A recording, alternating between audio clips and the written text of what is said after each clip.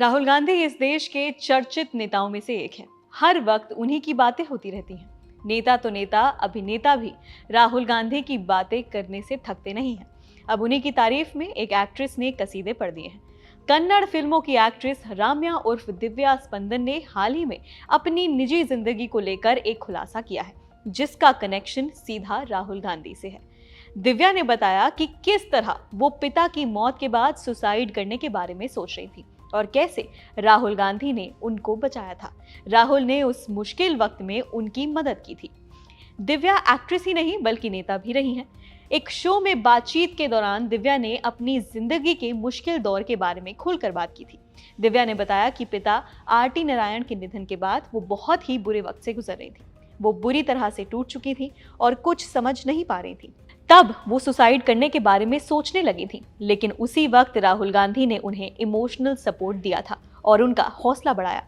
दिव्या ने कहा, मेरी माँ का मेरी निजी जिंदगी में बड़ा प्रभाव रहा है, इसके बाद पिता का और फिर तीसरे नंबर पर राहुल गांधी का। जब मेरे पिता का निधन हुआ तो मैं बुरी तरह से टूट गई थी।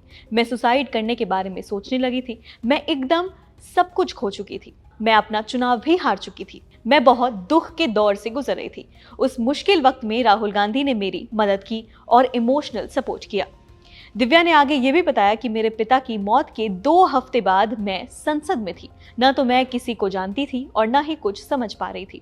संसद की कार्यवाही के दौरान मैं मौजूद रही, लेकिन मैंने सब कुछ सीखा। मेरे अंदर जो दुख था उस पर पार पाने के लिए मैंने अपने काम में मन लगा लिया। राहुल गांधी ने मेरा बहुत साथ दिया। आपको बता दें कि दिव्या जब अपने करियर के पीक पर थी तभी उन्होंने राजनीति में एंट्री की थी। साल 2012 में राम्या भारतीय युवा कांग्रेस से जुड़ी और 2019 के आम चुनावों में कांग्रेस के सोशल मीडिया कैंपेन का नेतृत्व किया। लेकिन जब पार्टी हार गई तो दिव्या ने राजनीति को अलविदा कह दिया।